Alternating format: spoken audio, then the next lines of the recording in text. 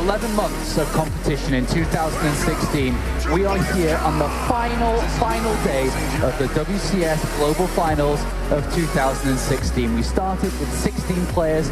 We are now down to only 4. One player is going to be taking the World Championship trophy today. One player is going to be taking $200,000 home with them. We'll talk about that in a couple of moments. On the couch this morning, we have In Control, we have Pig, and we have Rotterdam. Good morning, gentlemen. We'll get to these in a couple of moments, but the players have already arrived. They're here. They traveled this morning again as the final 4 are ready for competition. We're all excited to see what will happen today, as this is the day where a true champion will be crowned. In Control, the final 4 that we have is a 4 that I think we're going to have an excellent StarCraft day with. Yeah, it's comprised of at least 3 people that everyone was kind of talking about as the favorites to win the tournament, so it's nice when they're spot on with that, and it's going to be cool to see who emerges from that. But then also, one of the biggest dark horses of the entire tournament, Elazer, can he take this dream even further? It's going to be really exciting to see if he can. Yeah, Pig, we've got, Elazer Dark's our first matchup, which we'll talk a lot about in the next couple of minutes. Then we're going over to Beyond versus Stats. Are we going to see that championship level of StarCraft today? Oh, definitely. It really is the perfect lineup building towards that finals. I keep thinking about the different possibilities, who ends up there, and no matter what, we're going to have a world-class match. I keep thinking about, if we get to see Stats versus Dark, that's a match we've seen in the past. We've seen them kind of clash. Dark versus, of course, Beyond as well. They've had these amazing matches, but Elazer has just been powering up so incredibly hard as well. So for me, there's just this kind of mixed excitement. I have that kind of wishy-washy, like, well, I can't even pick a favorite player because I'm really excited to see what all of them bring out today. Every year, Kev, we've been here for years on end. Each year that we do travel over to BlizzCon to find the new world champion, the last day is always the special day. Yeah, and we always want to be a little lucky as well. Obviously these 4 players are great, but some things we can't control. And great StarCraft, sometimes it happens, and sometimes it's a little bit more one-sided. So I think I speak for all of us. We can just hopefully have 2 very close series, and I think the finals will be super special, regardless whether that's like domination or not. But I truly hope that the semis are going to be super competitive. And if you just look at the numbers, Jeff likes to say this, I've crunched the numbers last night. And if you look at it, I don't see any way how both semis are not going to be close. Like, it doesn't make sense. If you crunch the numbers together, the matches are supposed to be close. So I really hope for the best. So the players have arrived now. They're setting up backstage. It's moments before, you could say, the biggest part of their StarCraft 2 career, because one of these will take a lot of money home with them. One of them will be crowned the 2016 World Champion. Dark, as you can see on screen, is a heavy favorite to make it to the finals today, a heavy favorite to win the championship. Or is he, Sean? Heavy favorite to win, Sean? You've been hanging out with Artosis, son. I have. He told me all about how Dark was going to win today. Dark is you got to pick someone when patience is eliminated. Yeah. Elazer, a player from Poland who's top 4. Stats is going to be playing a little bit later on. And then, of course, Beyond, where you are all about. Yeah, well, to me, I think Beyond is the guy that if you did have to hedge your bets, has the better path. He's got the TVP matchup where when we saw that match against Deer, it was just a best of 3, but that was a drubbing, and it was an ugly drubbing. Like, he looked unstoppable. And then if it's possible to even transfer these looks, his TVT against TY was very fierce. If he played TVT against a Protoss like that, I don't know what Protoss can beat that. That's disgusting. It's insane. So the games are going to happen for you in the arena and home in roughly 50 minutes time. But before we get to that, let's take a little bit of a closer look to yesterday. So we started in the quarterfinals. We had 4 matches back-to-back yesterday. Elazer versus Showtime was the first match where it was, Europe's #1, I suppose you could say, in Showtime, going up against a player who a lot of people didn't think would get this far. In each round, he's another level deeper. He's another step closer to the finals in Elazer. Absolutely, and I love that first map. I really think that's where we got to see how much Elazer has grown as a player. It's not just one good executed attack. It's not just some solid macros, some solid multitasking, and hope for the best. Non-stop looking for openings, and Showtime was aware of it, set himself up very strong defensively, but Elazer was relentless, and during all that relentless aggression, we saw that ultimate transition into Brood Lords, and that's when you're dealing with a very good Zerg. Not tunnel vision, not like, oh god, it's now or never. No, it was almost never now or never for Elazer. He always had a follow-up plan, and that game, after watching game number 1, it's like, okay, if Elazer plays like this, he's not going to lose the series because he's just so damn good and smooth right now. There's a lot. This is kind of silly. We've done this in the past, but I would tell you, if you block the name of the Zerg playing against Showtime and said that's Dark, that's Solar, stuff like that, nobody, well, maybe Pig, maybe Rotterdam, someone would be like, I can tell the difference. But everybody else, he was executing ideas and concepts. He was using experimental, well, maybe not so experimental, but at least different to the meta with Swarm Hosts. He was playing with his food in a best of 5 on a stage for $30,000. Like it was, and Showtime was the hottest hand going into that round. So it made for like a bad series on paper for all of us because it was so uncompetitive, but it was amazing to see Elazer be like, oh, by the way, guys, you think I'm good ZvZ? My ZVP is disgustingly good, and he lived up to that hype. And another top-tier Zerg, of course, it is Dark, who yesterday went up against Neeb. A lot of hype, a lot of hope, a lot of believing we saw from a lot of people around Neeb, but unfortunately, we saw, as you said, a bit of a drawback to normality. This, to me, was another BlizzCon unfortunate kind of tradition where it's like, hey, there is the budding youth that is on the rise to being a superstar, and I think that's Neeblit, not ready yet. Dark looked so calm, so secure. He was very confident, and he just absolutely made it another pretty bad series on paper. Like, Neeblit is a lot better than what he showed us, but he just, for one reason or another, was not prepared to deliver on that day, and Dark simply was. And that's something that'll happen at a championship. Yeah, you enjoyed Dark's play yesterday, I suppose, Pig? Dark's been one of those players who, from the early days of Legacy of the Void, every other Zerg player is saying, Protoss, oh, we can't beat them at this point in the meta, and Dark's like, you know, I'm just going to go through to the finals of a tournament, I'm going to win it, I'm going to beat players like Stats. Since the beginning of the year, he's shown us that level, and I really do feel like specifically Dark and Elazer both have taken it to a new level recently, where I was speaking to Nurture this morning, and I was like, you know, did these Protoss players make a few mistakes, Showtime and Neeb, what was going on? And he was like, looks kind of broken right now. I'm not sure what the Protoss players need to do better. Like, Elazer and Dark are just on another level of Zerg versus Protoss right now. Yeah, and we'll talk more about that in a second as well individually. But Beyond versus TY, Kev, the third quarterfinal that we saw yesterday. Yeah, I love it, man. Like, I was looking forward to that TVT. It doesn't happen very often that we've got 4 quarterfinals, and me, obviously, as a Protoss by heart, is like, I can't wait for the TVT, but that was the case yesterday. And those first 2 games, I loved every bit about it. The fact that Beyond can be down like 20, 30 supply, can lose his CC, and then turn a game around against a world-class Terran like TY, that's not supposed to happen, Sean. And it wasn't even that we're saying like, oh, well, TY, he really messed up there. No, he didn't. It was just Beyond being ridiculously good. And then also Beyond just sticking to what he knows. He looks at the build of the history, he's like, oh, you know, gas, reaper, fast expand, okay, you do it once, you do it again, you don't do it 3 times in a row because I'm going to punish you, and he did it, and I loved it. I love that guy. I love that series because I didn't feel like it was Beyond outshining TY, and he was like making all these mistakes and falling behind. I felt like it was a rare example of 2 players playing really, really well, and it should have been, like the results should have looked closer than they were, but one player was just playing that much better. In StarCraft, a lot of times when you play really well, you force mistakes, you make your opponent get like rattled, and they start looking bad. TY never really looked bad, in my opinion. It was just kind of like, Beyond's just literally playing better than you, and you're playing really good. It was really fun to watch. I think maybe the last game a little bit, but I think he was flustered by the fact that he was proxied, and he started like, oh, I guess I can't do my regular build, so let me go double gas here, and then he split up the Reapers and the Hellions, which a Terran on that level is not supposed to split the Reapers and the Hellions, so maybe he was flustered a little bit by that super aggressive opening from Beyond in Game 3, but it was awesome. And then the 4th and final quarterfinal was the Protoss versus Protoss game between 2 of the very best in Stats and Zest. And I think a well-deserved victory there for Stats. I really do. I felt in the first game, Zest was looking good, especially the hold. You know, when he was using his defensive shades to block the other shades, it was like, wow, actually Zest is looking better here than I thought. But then he started to get very tunnel vision. He's like, wow, I'm in a good position, let's try to win. And then Zest was like, well, cool, that means that I can just hold, and then I can actually win again. And then the other games, I felt Zest was winning if he could catch him somehow off guard, doing something hyper-aggressive, proxy, Dark Templars,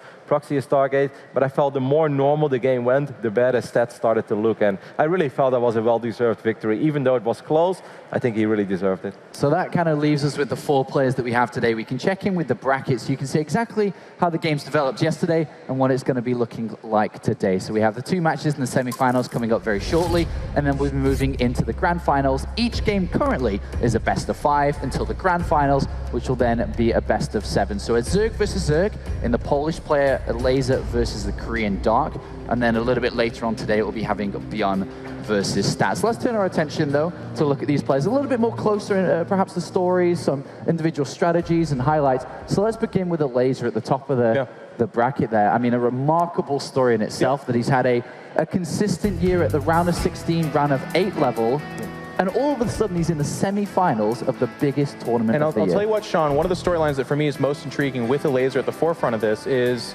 so far, yes, he's beaten Urchio, big deal, Solar, very big deal, but I kind of talked about this, getting into the final 8, the final 4 of a tournament like this is when Koreans in particular really dial it in. We saw Neeblit go down and Showtime go down kind of embarrassingly. They got destroyed pretty good. Of course, Elazer is the one that did Showtime, but I'm interested to see, can a foreigner at the end of BlizzCon deliver? And beating Dark here, getting to those finals, to me, that is living up to all the hype we've been talking about, how like foreigners doing so good. Well, yes, but if you can do so good in the round of 4 and round of 8, that's impressive. I mean, Pig, Jaedong praised Elazer yesterday, do you? Definitely. I mean, he's that young generation that we didn't have in StarCraft 2 for a little while, where there was like, where are the young players? And Elazer is this new generation of player who's come out blazing fast hands, started out as a very mechanical player, maybe not the best decision making, but over the past year, he's really kind of evolved that, and he's taken it up that level. And whilst he didn't make a finals, not once this entire year, now suddenly this tournament, it just seems to be clicking for him. And if he can win this next round against Dark, that by far is the biggest win of his entire career. Yeah, big match for him indeed. And then if you want to continue to talk a little bit about Dark, a fantastic player, a complete all-round player. He's good at absolutely anything he wants to do, whether it's aggression, whether it's dragging the games long. He feels like he is the all-round Zerg. He is the most well-rounded Zerg in the entire world, in my opinion. And he kind of has been for a while, but it took a little while for those results really to start rolling in towards the end of last year. Dark, since then, he's shown that he is confident at every stage of the game. And, I mean, overall, you look at him as this guy who's like the big god of macro, but he's capable of throwing in these aggressive plays like he did yesterday. Totally, of course, caught Neeb unawares with a lot of those. And he just seems to have the right plays, the right understanding of the game, and the best well-rounded breadth of understanding. And that was actually one of my favorite moves of the entire tournament so far. Against Neeb on New Gettysburg, has one Drop Alert, transfers 4 Queens to the other side of the map, unloads them so they can deal with the Oracle, and immediately picks up 4 Banelings to then drop those Banes on the sentries. It's like, that is so smooth, that's so efficient, and so damn good. Yeah, you gotta love it. I agree with everything that Pig just said. And then Kev, Beyond, the lone warrior, the lone wolf, the player who did it all in GSL, was able to pick up that trophy, is our 3rd player here today, and a player that you think is going to win the tournament, a player who, very close to Dark, is a big favorite. A little bit of a cliche, but I truly feel we're watching a man on a mission over here. This guy does not stop playing, Sean. Like, the only time I don't see him play is when he's having dinner or something. After that, he goes back, he's first one in, last one out. He grinds like I've never seen anybody grind, literally always in game. I want to know if he knows YouTube or something, if he ever watches a cat video, but I really don't think he does. All he does is play. He looks so good. Something we often say as well about players is that, you know, if he can bring his A game, I feel Beyond has another level above that. Like, he has his A game, but he also has like this Super Saiyan godlike mode where I truly feel not even a Dark can stop him. If he reaches that potential, that level, I feel we're watching the best StarCraft player in the world. That Frozen Temple game against TY that we just saw on screen there, I mean, that was such an amazing comeback from him, and it's really that moment in the midst of the chaos, Beyond's movement, his ability to deal with things at lightning fast speed and make great tactical maneuvers with his unit movements. That's what really splits him apart in my mind and just makes him such an incredible player to watch. Anything to add here, Jeff, on Beyond? I do think he has the best chance to win this tournament. If anyone out there has a horse in the race, it's Beyond. His path seems very clear. He knows he's facing a Protoss, and then he knows he's facing a Zerg. Should he go beyond that? And we've seen both those matches from him, and it was terrifying. And then we can look at stats. A player who's had multiple top 4s in his career. He's been successful, but not the success like the other players we have, aside from Elazer. He hasn't won a championship. He hasn't been in a big final. Well, I'm going to borrow Kevin's analysis yesterday because I think it was absolutely incredible, but he talked about stats being this year's SOS. A player who very silently had an amazing year, was rock solid in all 3 matchups. There's no real weakness. But one of the, I guess, only weaknesses you could talk about is he never really sealed the deal and won a major tournament. Well, here he is, kind of quietly, because there's just these other guys with, I guess, at face value, bigger stories. But what if Stats just silently was like, nope, this was my year. And BlizzCon really is that tournament where you can do that. You can have an okay year, but when you win BlizzCon, all of a sudden, all of 2016 becomes about how you led up to that point and are the champion. And that'd be amazing for stats. That'd be really cool. Yeah, he's obviously looking for the crowning achievement in his career. Won the cross finals, but everyone will say, like, yeah, that's a 4-man tournament. Congratulations on the $20,000 or so you picked up there, but a full tournament, you know, full 16, where you actually had to work hard to even get there in the first place. That's when it really matters. And when I watch Stats play, I have to admit that I'm watching a pretty complete Protoss over here. This is not a gimmicky Protoss by any means. This is not a 1 or 2 trick pony. Like, no, this is a guy that can pretty much do it all. He's willing to be aggressive, but his transitions are smooth.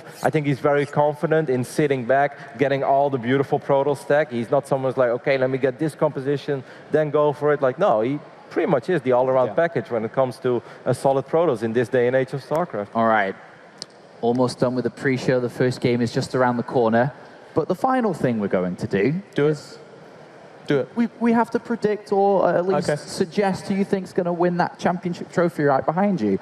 So, in control, we're going to start from you and work our way down. Who do you think's winning it? I mean, again, I think I'm well documented as being completely biased for the epic story of a foreigner stealing this from our Korean overlords who have been dominating StarCraft since the beginning of time. But I'm just feeling beyond.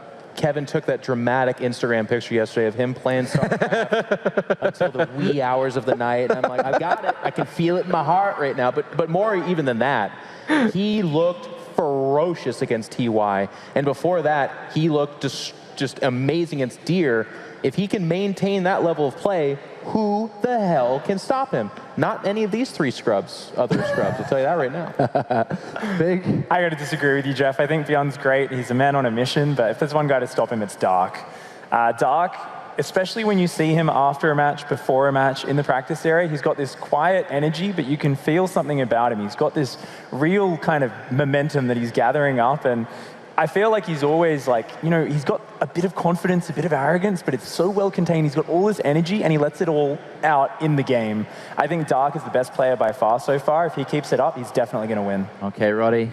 No, I'm going to go with the man. Stats. It's the most stupidly well, who? No, I said the same thing yesterday. Why would I change? He looked great yesterday. Yeah. It's obviously Beyond. You know, we've had people winning BlizzCon and GSL in the past, but nobody ever did like win the GSL and then right after won WCS as well. But I really think that Beyond is going to go back-to-back here. He claimed that trophy. He was the first player ever to do that without a team. And now I think he's going to be the first player ever to win the GSL and right after that win the global finals. Like, I have a lot of faith in this man. He's insane. All right, thank you very much, gentlemen. That's it done for now. We'll be back shortly to discuss the first matchup as the semi-final number 1 is just around the corner. Before we go to that, do remember to check us out on social media. It is @StarCraft and use the hashtag WCS2016. If you're a fan of the WCS Signature Series or maybe you want to spread the word, check out the YouTube channel as well. We'll be right back with the first semi-final.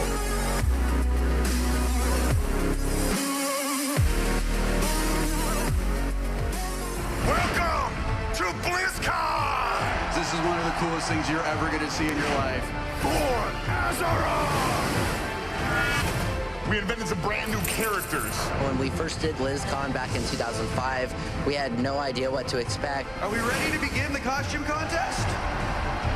It's so much more than a game in a box. Have a great BlizzCon!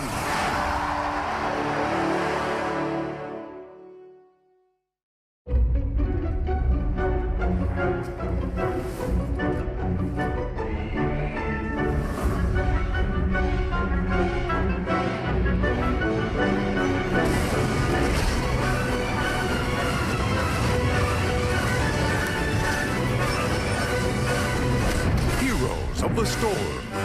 Prepare for Heroes Brawl, the new game mode that breaks all the rules. Rated T for teen. Gadget Sand, the city of opportunity. Welcome to the big time, pal.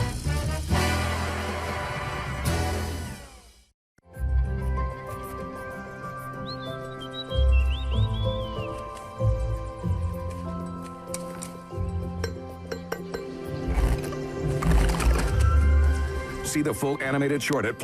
The 2016 World Championship Series Global Finals is brought to you by Intel, T-Mobile, NVIDIA, and Republic of Gamers.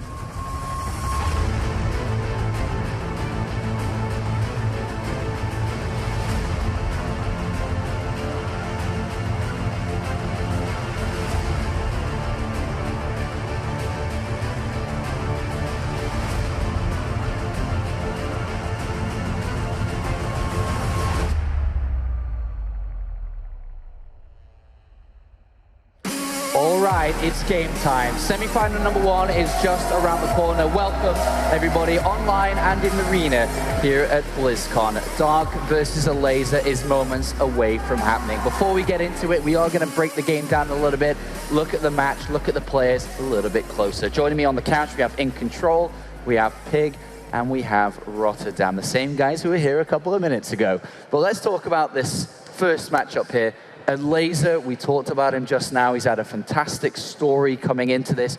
He's going up against Dark. Is this a possible win for him? Is this doable? I mean, everyone that's stood up to the real strong Koreans in this tournament so far have not been able to do it. And Dark is of that category. He has not lost just yet. He is looking really, really good. But Elazer in that ZvZ matchup has a lot of experience against really, really good Zerg players. And I think in years past, we'd laugh because we're like, what? Are you talking about Stefano and Nurchio and Snoot? Yeah, I'm talking about those guys. And those guys have stood up this year to the Koreans as well. Like, Elazer has shown it, absolutely demolishing Solar and eliminating him from the tournament. And Solar is no slouch in ZvZ. He won his championship over Dark. Yeah. So I've got a lot of hope that this is what Kevin said earlier, a close series. We've crunched the numbers. And perhaps imagine the amazement if Elazer could overcome Dark, one of the absolute favorites, and crush Pig's dreams. I think he's going to start doing cartwheels down the stairs if he's able to beat him in this tournament. It'd be a massive victory for him. I know there is that likelihood of it, Kev, but does he believe that, you think? I absolutely think he believes it. There's no reason why he shouldn't. I mean, if you look at the series that Dark has played against Solar, he won a few, he lost a few, 4-3, 3-4. He's obviously very evenly matched. Elazer looked incredibly good against Solar. He did not look like the lesser player. That was not a cheeky, undeserved victory. It wasn't a double 12 pull. No, that was straight up very nice, solid ZvZ. There's no reason why Elazer cannot win this series. But the stage is very big, and the amount of money, I mean, if we're talking about numbers, before this tournament, Elazer has collected $55,000, $60,000 in his career. If he wins this series, he increases the prize earnings of this tournament alone from 30,000 to 100. That's more than he's ever won in StarCraft. So yeah, he's feeling that, and that's one of the very first things he said to me yesterday. Yeah, I was like, it's a pretty sick run, right? He's like, yeah, he's like smiling. He's like, yeah, 30K. He's like, but the next one. Like, yeah. So that is the only thing that could really get to him, and I think that Dark is probably going to have, ice running through his veins. He's like, search and destroy another Zerg, but I mean, Pig, there's belief on the couch here, there's belief in the arena, there's a belief in Poland and back in Europe as well. But can you crush that for us? I know you're a big Dark fan. Is Dark, as Kev said, just going to perhaps roll? I'm a big fan of Dark, but I am also friends with Elazer and someone who's seen him kind of rise up through those ranks. So looking at these two guys facing off, it really is an interesting match. But Dark definitely is the favorite. If there's someone who looks supremely confident at all stages of Zerg vs. Zerg, it is Dark. If there's maybe, one small weakness he has, maybe it's that sometimes he looks like he thinks he's the better player and he doesn't take as many chances as he maybe should in the Zerg vs. Zerg matchup, as it is a very volatile and fast-paced one. But so far, Dark has just been so precise with his play, and he seems to always recognize when it's the right time to pull out a cheesy, aggressive all-in. It seems like it almost always works. You never see him do this all-in, you go, oh, well, that was silly, look, that just got shut down. He seems to have a very good understanding of his opponent's patterns and when to pull out those cheesy plays. So you think it's more of a decision-making / strategy decision that's going to be able to push him over Elazer here? Or I think that's definitely his advantage in how he's going to play to win.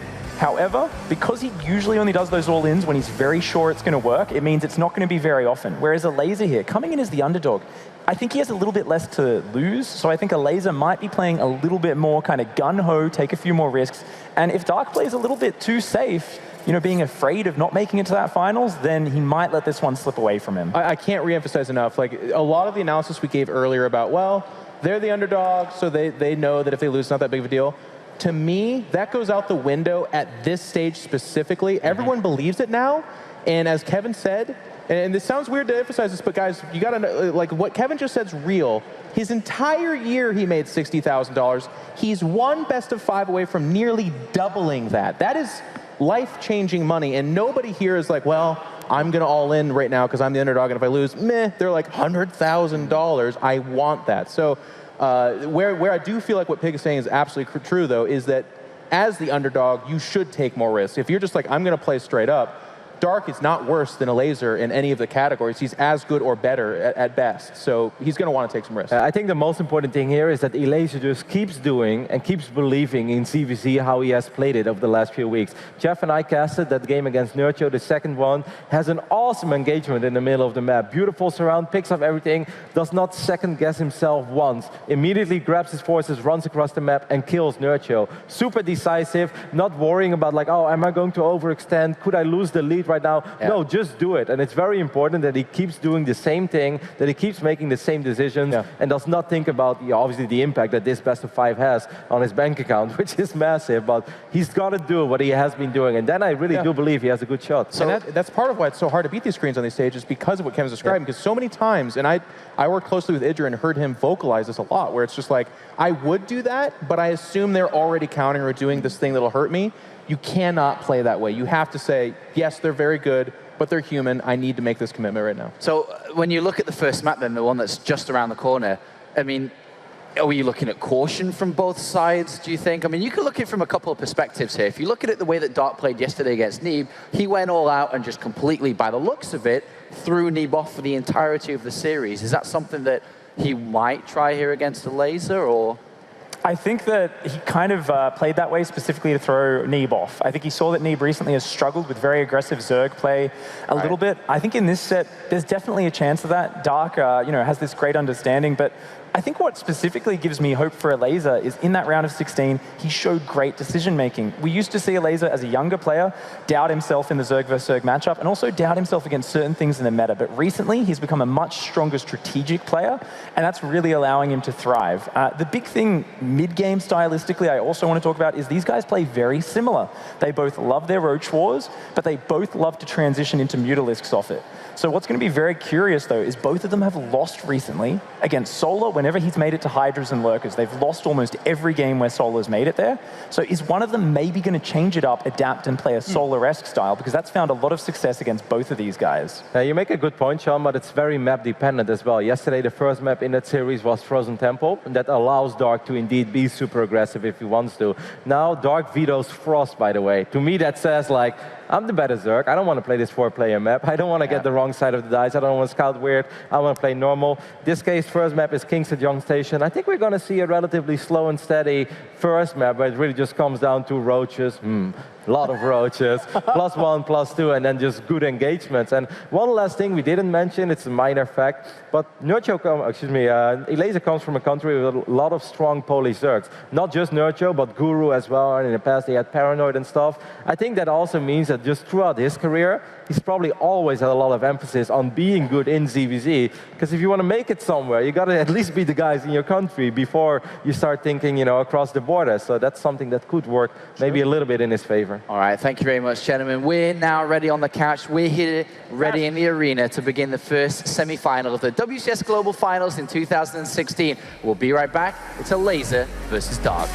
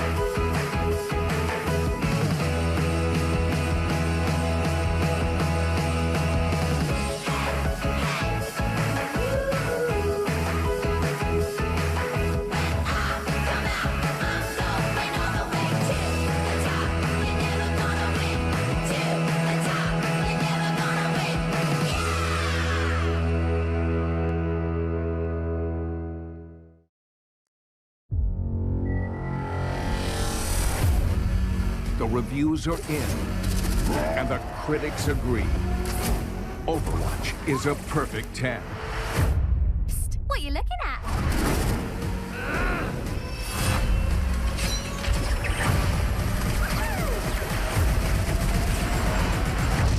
It's time to pick a side. Overwatch. Play it now on PC and console.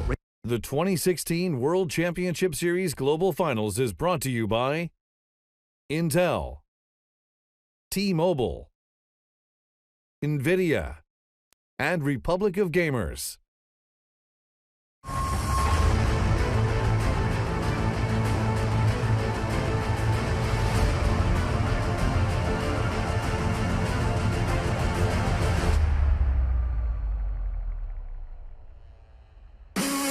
It is time, everyone, for the first semifinal of the World Championship Series 2016.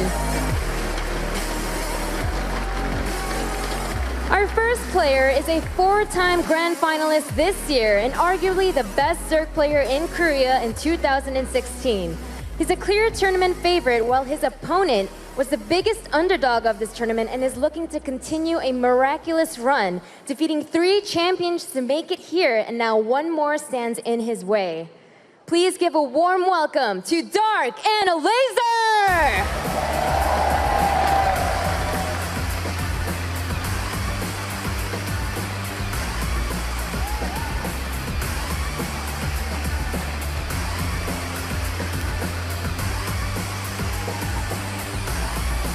The final foreigner going up against the first seed from WCS Korea. On the line here is a spot in the grand final of the most prestigious tournament in StarCraft 2 for a minimum of $100,000. An underdog here in Elazer going up against the clear favorite in this match. Dark, who I think he looks up to a lot. He studies for builds, so it's going to be a good one here, and I think he's going to have to be confident somehow if he wants to be able to do well here with Elazer. And Elazer knows Dark very well. A lot of his play has been adopted from Dark. It is the student facing the master. He's going to need to pull some tricks against such a seasoned pro here, someone who's done so well, hasn't lost to a foreigner in a best-of-3 series since 2012. It's just taken, it's time for Elazer to take that extra step, show everyone what the foreigner scene can do, and really stick it to the Korean pro here on stage to see if he can make it the biggest moment in his entire career against Dark, who as well, a long time between finals for him. He's also looking for that massive final. It's going to be either against Bjorn or against Stats later. The crowd is filling up. You guys are starting to feel the energy, and I am too. See Dark in the booth getting warmed up. Oh, some great signs out there in the crowd, guys. It's so beautiful. Anaheim Arena is ready. Everyone at home ready watching on stream. And we are ready too. The players just moments away. Countdown beginning. In Control said it, there is life-changing money on the line. And there's also a legacy here in StarCraft. All right, guys, let's make some noise and get ready for the first semifinal.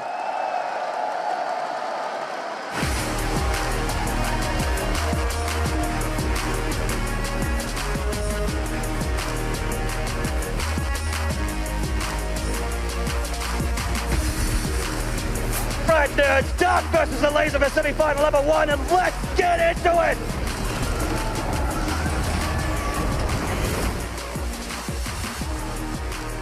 In the bottom right, all the way from Poland, this is Elazer!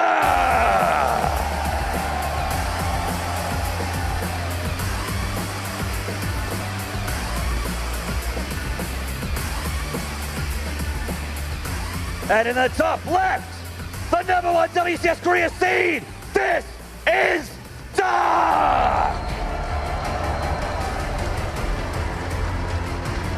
Pace yourself, man. There could be a couple games there.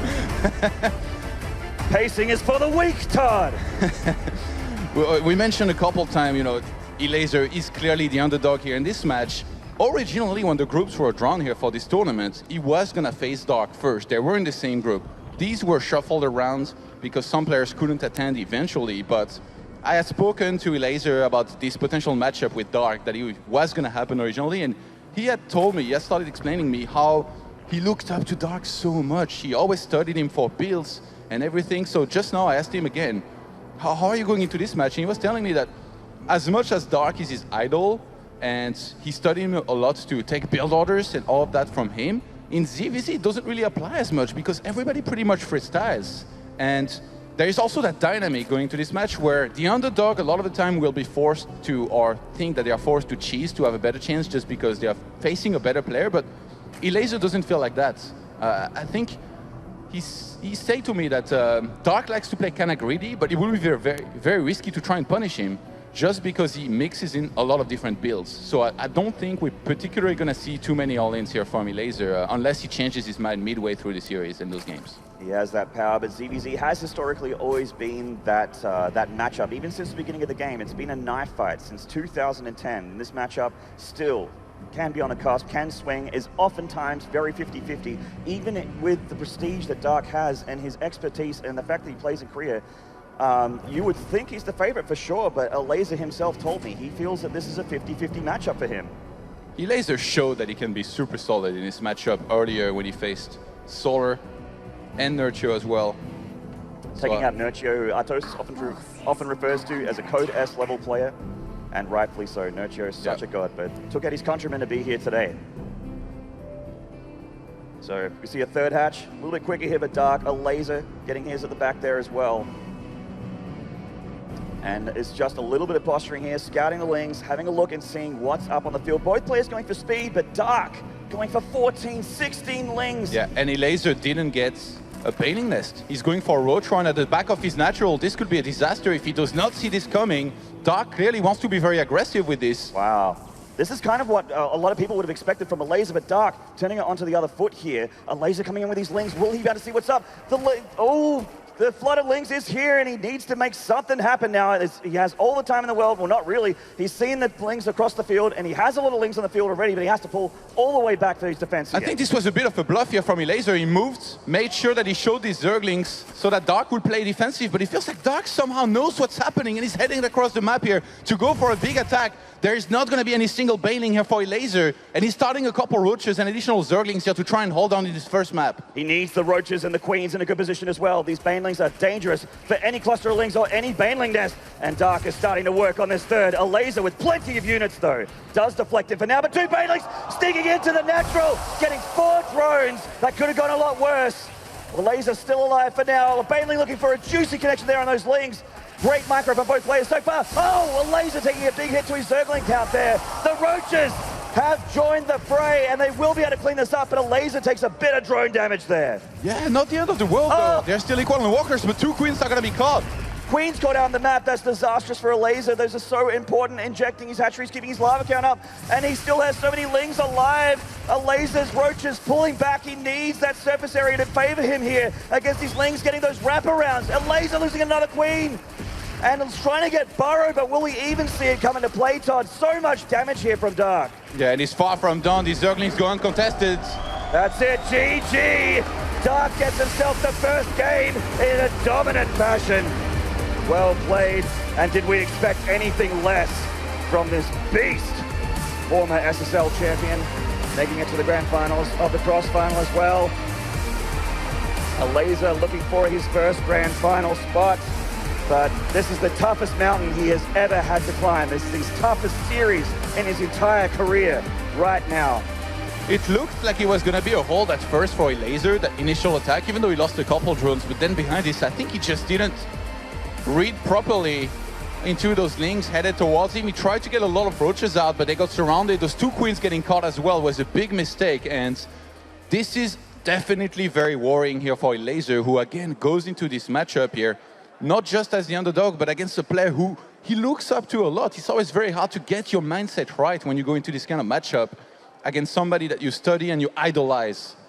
You need to tell yourself that you have a chance, that you're somehow going to make it work, but after a game like that, it's going to be even harder just because he kind of got crushed there. Yeah, and this is what In Control was talking about on the couch. Your composure here in the round of 4 is what's important and what the Koreans historically have always had over the edge of the foreign scene. Elazer needs to show that he can compose himself after a loss like that, such a quick game, and get into map number 2. And then when he does, can he shake it off, reset his brain, and clear the slate here? Dark looked absolutely fantastic in that game number 1. It's almost as if he knew without really checking for it, scouting it. He sensed that something was wrong, went for the attack, and it just worked out. There was no baning net from Elazer, which you need against this kind of Zergling's attack, ideally. It just wasn't there, Maynard. All right, well, you know what it is here. Game number 2 on Frozen Temple. Let's go, guys. The most beautiful stage for the most beautiful game in the world. In the top left, from Poland, this is Elazer!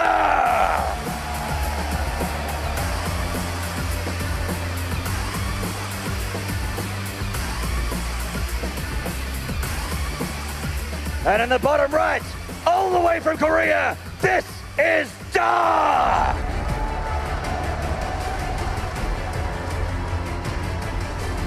Spreading creep to the stage in the ZvZ. Spreading creep through the hearts of many fans out there in the Anaheim Arena. Dark, who's also known for his late game here, to be honest, I have to say, he's been very impressive in those early games with rushes and really made all of these attacks work. Disposed of Nib very easily in the quarterfinals. And now, so far, against Elazer, has made it look very easy as well. So Elazer went for the safer opening here, pull first. Dark, however, hatchery first, hatch gas pull, basically the greediest opening you can get away with in ZvZ on a 1v1 map like this. I like the idea in the previous game for Elazer to say, all right, like if I go for a cheese, he's probably going to be ready and defend. It's just not going to work. So instead, I'm going to try to take a risk, not get the baning nest, and kind of hope that he's going to attack so I can pull ahead, get my roach count going, either do an attack or go into the later stages of the game. He got caught.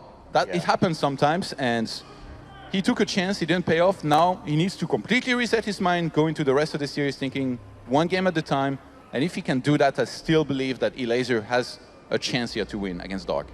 He absolutely has a chance. No one can take that away from him. He's got 2 Lings heading across the side here just to get a bit of scouting information. Taking the path less traveled, though. He will go under one of Dark's Overlords eventually, but just taking it easy. Both players going for a speed opening here, not saving their gas for anything cheeky.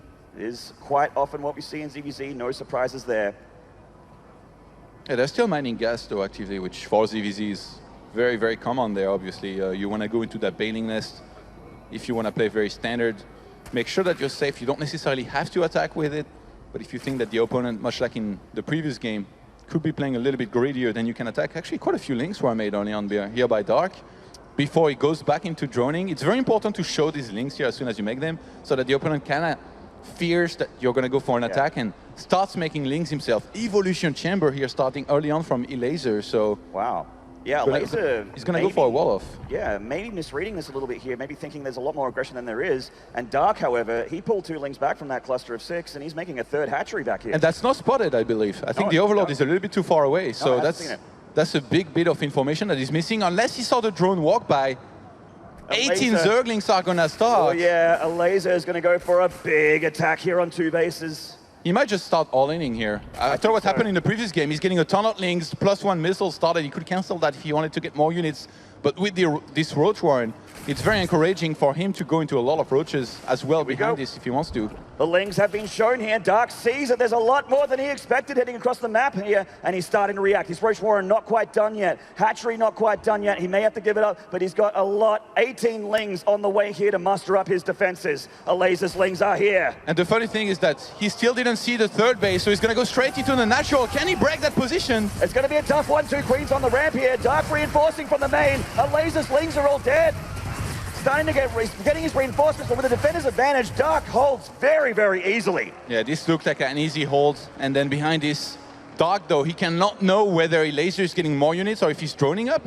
So both players, kind of in fear of that, are just going to get a ton of roaches out with Elazer. Actually producing a few more right now. Yeah, he's making a good number here. Over 10, I believe, with +1 attack, finishing pretty shortly. Oh, he canceled that, I think, to get more roaches. So I think Elazer might be going all in. 24 walkers to 27 is still fairly equal, but I'm not sure he knows exactly where he's at in terms of the walker count. So we'll see if he resumes the droning, but I'm really feeling an attack by Elazer. He's hiding most of his roaches. If you just get mass... Look, 3 overlords were on the way here a second ago. So if you just get mass links behind these, they're going to rejoin those roaches. And he's going to try, I think, to power through on that natural base of Dark. Dark is reading this so well. He's made nothing but units for the last minute here. He's got so many roaches and a couple ravages as well with a flood of lings. And he looks like he's going to spring this attack on Elazer before he can do his 2-base all in. Yeah, you might think this is ideal here for Elazer, but actually, army-wise, they are very equal on those numbers. A couple Ravagers, though, available from Dark. It's actually a very awkward position for Elazer. He can close this into a concave, though. Dark retreating down the ramp. These juicy Ravagers, they're not that strong. Bile zones, Elazer out for the... Oh, the Ling nearly gets in the natural, but doesn't quite. Elazer deflecting. I mean, Dark is in a great position from there. He has a 3rd base up. He knows that Elazer doesn't, just because he had a couple units there. I think he even has an overlord around the area. So Elazer's the one on the back foot, the one who has to attack. And all Dark has to do is stay up this ramp, defense, and he's going to be up 2-0 in this best of 5. That's right, and that high ground is so important. That's only a small ramp that Elazer is forced to use here. He could very easily crush this with that concave. And Elazer is just making units on 24 drones, trying to make something happen, but the clock is ticking for him here. It feels like may have already ran out, we're not sure. It feels like there is no right choice here for Elazer, because if he attacks, it's going to be an easy hold for Dark up the ramp, but if he doesn't attack, then he's also behind on the economy. So I think what he's doing is he's pulling back, pretending that he's going to macro, so actually he's getting drones. He stopped making units. Oh, wow. Elazer might just try to get, I don't know, some upgrades and maybe expand late on that 3rd base. It's really weird that he made that many drones now. Well, Elazer meeting Dark in the middle of the map here. Bile's going down. He dodges them all very deftly. He is closing in here. The Ravagers on the right from Elazer, largely unprotected. The Lings are picking them off. And Elazer's army is starting to dwindle with the reinforcements of the Lings of Dark, messing with the Roaches. He cannot escape. The Bile's connecting. And the Polish Turk is in so much trouble. Yeah, the manual use here for that Bile behind those Roaches prevented them from pulling back. GG! Dark! He is too powerful for Elazer in game 2. And he's already on match point. This kid is too good. It feels like Elazer just kind of misread the game here. I don't think he ever really saw that 3rd base, maybe when his Lynx finally got there, but he was already too late. And it's crazy how good Dark is that he's making... He made Nib look really bad yesterday, and now he's making Elazer look like an easy match. These are some of the absolute best non-Korean players, and Dark is just straight up destroying them. Dark is reading Elazer like a book and not a novel. I'm talking about the cat sat in the hat, 4 words per page book. He is reading him so easily. This kid has just the experience, the stage experience, the composure. Look at him. He's a stone-cold killer up there on that stage, not phased at all, not a single drop of sweat. And Elazer getting emotional in the booth after that 2nd game, and why not? His tournament life is on the line here. An extra $70,000 onto the 30 that he's already made in this tournament. This match means so much more than any match he has ever played. He definitely looked phased here after that map number 2, and rightfully so. There is so much on the line, and going up 0-2 here, it's going to be so hard for him to come back. Dark is just so impressive. I saw a sign out there that said, Elazer, you can do it. I wonder how many people believe that out in the crowd today after those first 2 games. I hope your faith has not wavered. Game number 3 just around the corner here. Yeah, this is really tough right now for Elazer. Like, he just needs to realize that maybe he's just not been playing his best, and just stay focused, refocus, stay in it somehow. It's a best of 5 for a reason. He can come back. He needs to win 3 maps in a row, starting with the next one. And I do believe he's a lot more capable than what we just saw here from him. That Overlord scout where he kind of missed the 3rd, didn't really scout it, that was not like him. So let's see if he can do it. This is his last chance. Let's get into game number 3 on Galactic Process. In the bottom left, he will need all your energy to make it through this one. This is Elazer!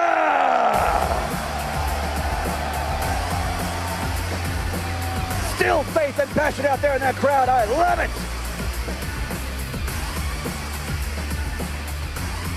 And at the top right, the Korean god. This is Dark.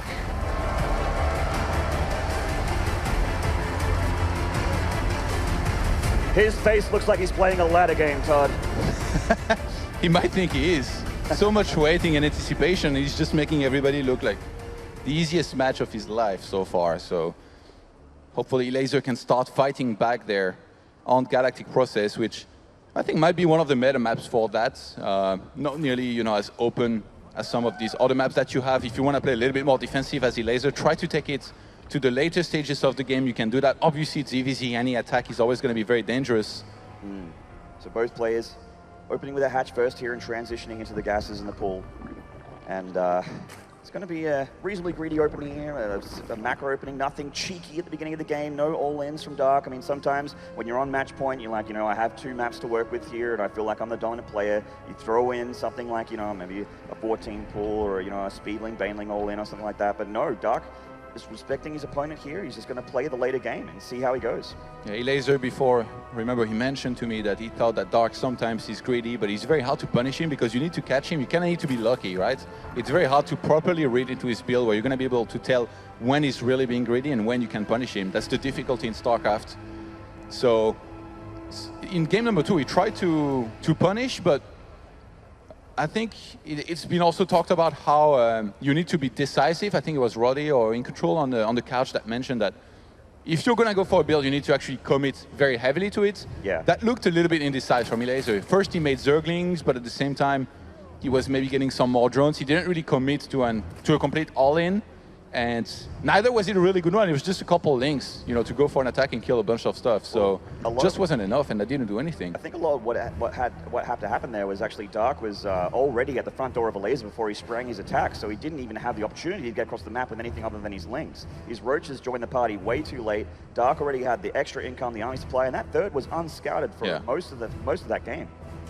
You see that Dark is going for the Baneling Nest here. Elazer's a little bit later, not really making too much of a difference. Both players going for their third hatcheries here as well.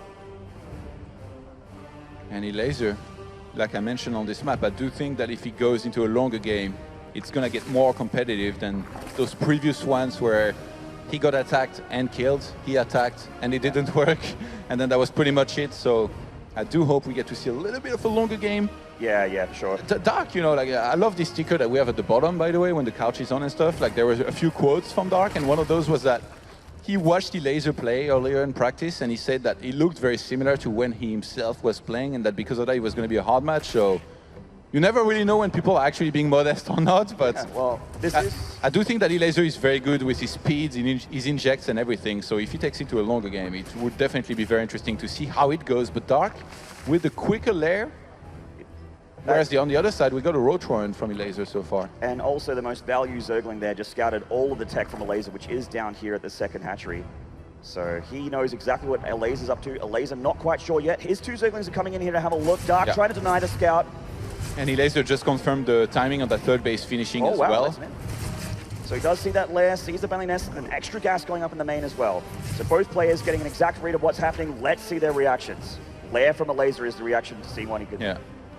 Dark made an earlier lair, and he's on 3 gases. There is a chance he does something like Mutas, but because he went for Roach Warren and Evo, that could also be that. Like, you don't have to go for Roaches, it could just be for safety. So we'll see here what he chooses. He has... Was that another Evo? Oh, no, that was the one that... Okay, no, you read this well, Todd. There's actually a Spire going down here with the Roaches as well. And, you know, Ling Bane Muta was a thing a lot in Heart of the Swarm, but Legacy of Void's kind of given birth to this Roach and Muta style, and it's very, very, very powerful, especially when a player doesn't expect it. I mean, from somebody like Dark as well, who's multitask, you can expect to be on point. He's just going to be microing his Mutas to the fullest while macroing perfectly. Now, because Dark's going for, he's teching here and trying to build up, Elazer's taking a bit of a supply here, most of it in workers. Now, he has 55 drones versus 45, so a bit of an income advantage for him in the early game. And he's going Roaches as well, so that's always going to give a Zerg player a lead in terms of supply. That Spire gets spotted. Oh, very nice scout here from Elazer. A critical tech spot there. From spotting this, you can time it perfectly as well. He knows when those Mutas are going to be out. He can already... He's going to start formulating a plan in his head. Does he want to go for Hydralisks? He does. And we see the Hydra then being dropped. Sometimes Zergs will also overreact, so to speak. They will go for Niders. They will plan an attack with Mass Queens. Usually you just see a bunch of Hydralisks to make sure he can defend against those Mutas, and then maybe into a longer game, and just like massive armies clash eventually, composed of mostly Roaches. pulling his units here. So the Overlord of Dark does see what he's up to, though. And the Hydralisks are about to finish for Elazer. He has a bit of money. He can start to make a few before he heads across the map or just holds defensively. 7 Mutalisks on the way now for Dark. And Roach Speed going to finish quite a bit earlier for Elazer as well. And Lurker then starts immediately here for Elazer, by the way. I actually love this choice. I think Lurker's very underappreciated in ZvZ. They can do so much damage, but this is another one of those units where if you expect it, you can start to pick it off, especially considering he has Mutalisks. And this is a map where there's so many avenues to attack into. You've got the rocks towards the third base of Dark on the left-hand side of it. That Elazer maybe could attack through, likewise Dark could, but being the one with the Mutas, usually it'd be the one playing a lot more defensively. Yeah, so if he was to come here from the left-hand side and under that base there with a massive army, it would be very tough for Dark to defend, but usually as Dark, that's now the time where you go into a lot of roaches, and we see a 4th base starting at the same time. Elazer forced to make some overlords here. The Mutas have picked one off across the map, and they're starting to get into the drone line. Couple kills so far. Spore Crawler droning them out nicely, and the Hydra's going to do the rest. Yeah, that's what I was talking about. Very clean from Dark. Gets in there, damages an extractor, gets 2 drones, and then just gets on right out of there. Make sure he doesn't lose anything just yet. Keeps Elazer at home while he works on his road count. That's right, Dark circling around, heading towards that natural now. Another Spore Crawler for Elazer. He does have units. He does have a bit of creep spread as well. We'll see those Mutas. Gets a little bit of an alert there. I wonder how aggressive Elazer actually wants to play. There's going to be a very strong 1-1 timing that he could go for, where he's going to have lurkers as well, whereas for Dark, it's only going to be the +1 missile attacks on his ranged units. Yeah, with roaches on the ground as well. Dark does have a spine crawler there, but the lurkers, they don't care, Roddy. They're going to look for this 4th hatchery here for an attack, and it's actually a very strong position to attack from the high ground there. You can get a lovely position when you have siege units. In TVZ, I would say tanks, and this one, I would say lurkers. Both players just getting units out. I think they're happy with their walker count, 65 to 65, very equal. And a much later 4th phase now starts from Elazer, but I'm pretty sure he wants to attack anyway. One of the Mutas actually almost dying there. Yeah, getting a little bit low. The Queens, ooh, missing a chance to kill that last Muta on down the ledge. It's crazy how Dark is the one that went for Mutas, and he has more supply. I guess he's been getting only roaches on top of this, so that's why. But lurkers are going to be there earlier for Elazer. If he can catch this army out on the map, he might be able to snipe a huge chunk of it and then maybe counter-attack. But right now, Dark is the one that maxed out, and Elazer is playing super passive, and he's not seeing this coming at all, I think. No, he doesn't have an Overlord covering these rocks at all. Oh, the Banelings actually detonated on this. A very, very rare mistake there from Dark. Elazer sees the Mutalisks, and he's trying to keep this 4th hatchery alive, but meanwhile, the 3rd is already under siege. Dark is here. Knock, knock, and that 3rd hatchery is just a couple right clicks from dead. And there's so many Ravagers as well. Dodging the buy is going to be very important. Oh, huge pick off there from Dark, getting the 3rd hatchery of Elazer. The 4th Altania catching a drone transfer.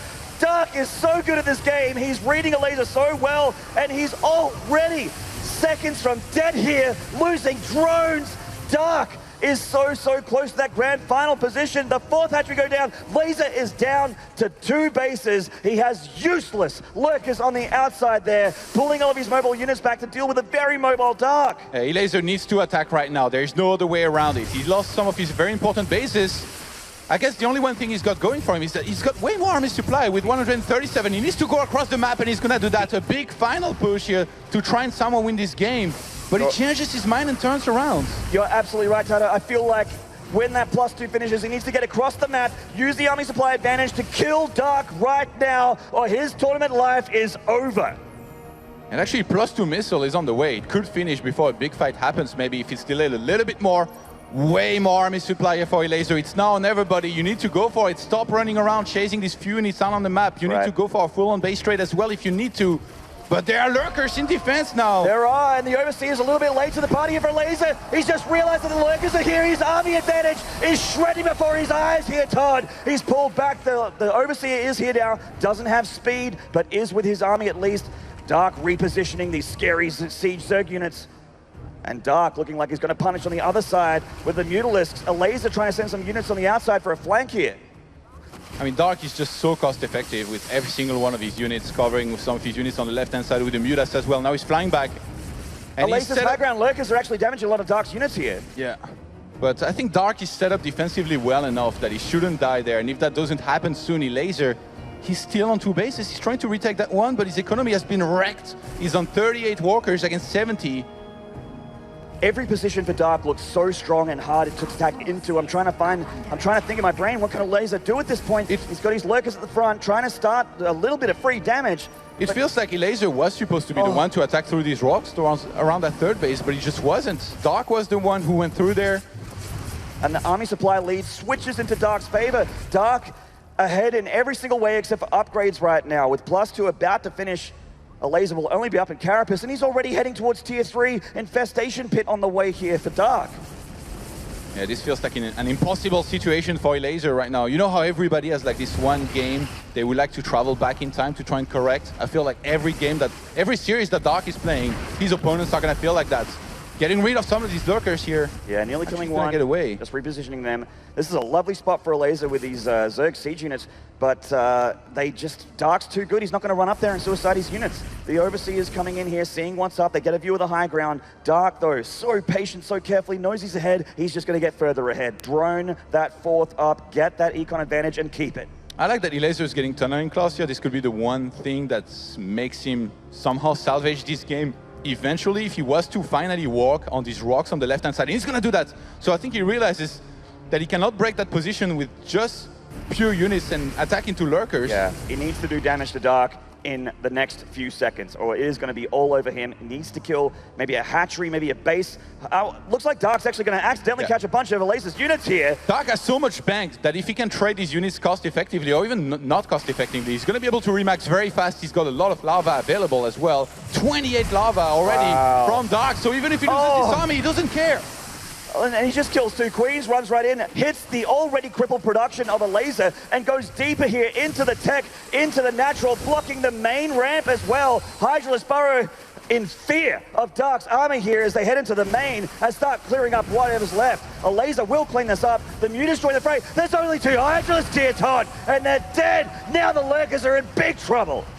Oh, Elazer just doesn't have an answer for everything Dark's throwing at him here. He's losing drones back at home. He is on 35 drones versus 69 drones of Dark with 4 untouched, saturated bases.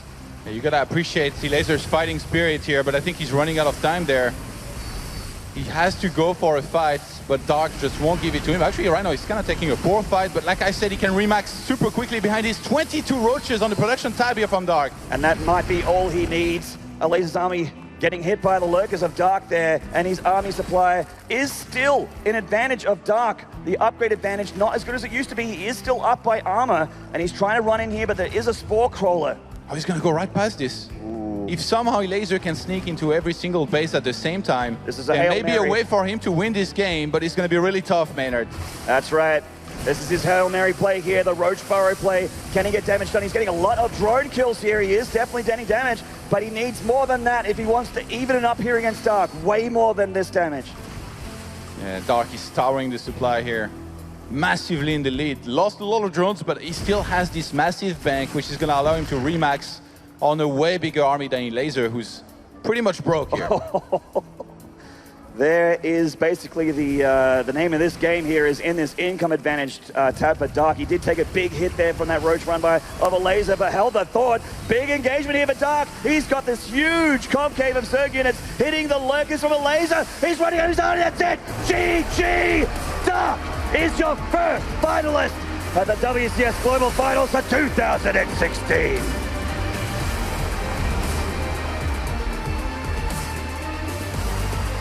Dominant series here from the first seed of the WCS Korea, and a lot of people would have expected this result, but it is such an honor and a privilege, Todd, to see it live in such an incredible arena, right in front of so many fans, showing that his stage composure is just better than Elazer's, his game plan's better than Elazer's, reactions better than Elazer's. The master is still the master. Student still has some work to do. So guys, we're just going to go to a short break here and then get ready for the next semi-final here, which will be Björn versus Stats.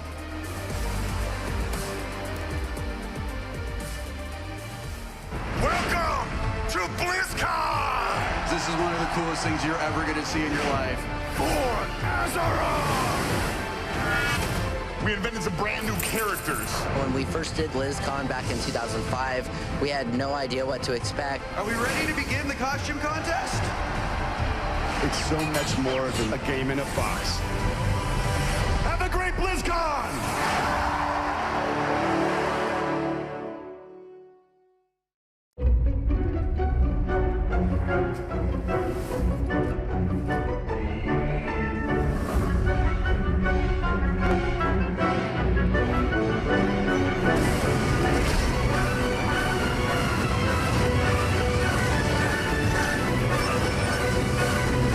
Heroes of the Storm. Prepare for Heroes Brawl, the new game mode that breaks all the rules. Rated T13. Ah, Gadget Sand, the city of opportunity. Welcome to the big time, pal.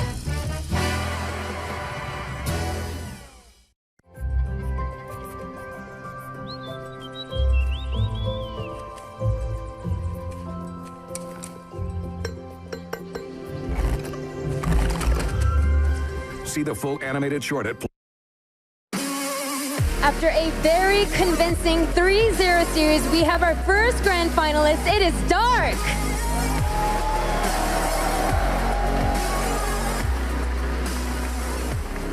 Now, Dark, you are no stranger to the grand finals. This is your 5th grand finals this year.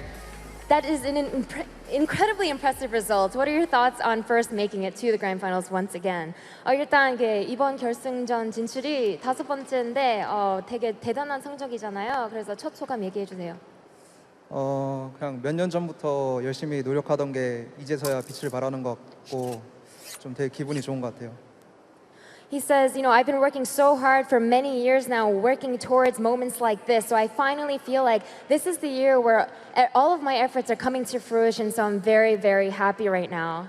Now in your series against Elazer, yesterday when I spoke to you, you actually said that Elazer's style seemed in some ways similar to your own. So I'm wondering, did that affect your preparation leading up to this match? 어저께 인터뷰했을 때는 레이저 선수 스타일이 약간 본인 스타일이랑 되게 좀 비슷한 점이 있다고 했었잖아요. 그래서 이번 경기 준비하는데 영향이 좀 있었나요? 확실히 저랑 비슷하다 보니까 저를 이기는 법은 제가 가장 잘 알잖아요. 그래서 그런 식으로 약간 준비해왔는데 다 생각처럼 잘 풀린 것 같아요. So as you said, I did feel that his style was very similar to mine, but because he played my style, I know my style the best. I know exactly what you need to do to beat me, so I decided to focus on those specific things, and I think that everything worked out exactly as planned, and that's why it was such a simple and clean forward series. Now, if you just beat one more player here at the WCS Global Finals, you will be crowned champion. 2 formidable opponents, there are possibilities there. It might be Byun or Stats. Now, is there a player that you would prefer to face there? 이제 한 선수만 더 이기면 우승하는 건데 변현우 선수나 김대호 선수가 남아 있어요. 그래서 좀 원하는 선수 있는지. 그냥 둘 다 상관없을 것 같아요. 저그전만 아니면 둘 다 자신 있어서 그냥 이번 시즌은 제가 우승할 것 같아요. 그럼 둘 다 same이세요? 네, 똑같아요. He says, honestly, if it just wasn't a ZvZ, I was feeling really confident. And since neither of those players are, I'm feeling very comfortable. I don't care who moves on to face me. I will become the champion here at the WCS Global Finals. And with that, congratulations. Your first WCS Global Finalist will be Dark. Thank you very much, Smix, and congratulations to Dark, our first finalist. And he takes home at least $100,000 and will play in a couple of hours for the chance to be the 2016 World Champion. A big moment here for Dark, looking for his first major championship. Back on the couch, though, we have In Control, Pig, and Roddy to break down that series. One-sided, guys. Very straightforward. There's really not that much to even discuss. Well, I feel like it's the closing of a storyline that was building momentum and developing over the course of the last week. We were talking about how the foreigners are really improving. It's really awesome. Obviously, you cannot take away from them that they have improved. It's been awesome to see, and it's getting more interesting as far as I'm concerned, because in the past it used to be like, okay, they're going to get absolutely slaughtered and there's not going to be much. But we did see some Koreans go down. We did see some great matches. Unfortunately, towards the end of this tournament, with players like a Dark, Byun, these guys, they do make you look silly, and this match was that. Elazer's a fantastic ZvZ player, but this was not a great series by, I mean, there's no one's going to come away from that being like, wow, it was so competitive. No, it was not. Dark is a man on a mission, to borrow a phrase we heard earlier, and he just destroyed Elazer, and he wants that championship. It's palpable. Here's map number 1 here, Pig, and we were talking backstage. This was perhaps holdable. Yeah, potentially, but I really like Dark's choice here. He kind of looked at the way Elazer's been playing. He's been skipping that Baneling nest a lot. I feel like Elazer was kind of playing it maybe a little bit as if Dark was a static force who would play the same as he has been in his recent matches, whereas Dark went into this adapting and adjusting to how Elazer's been playing, punished him in the first game with that big Ling Bane pressure, got a lot of damage done.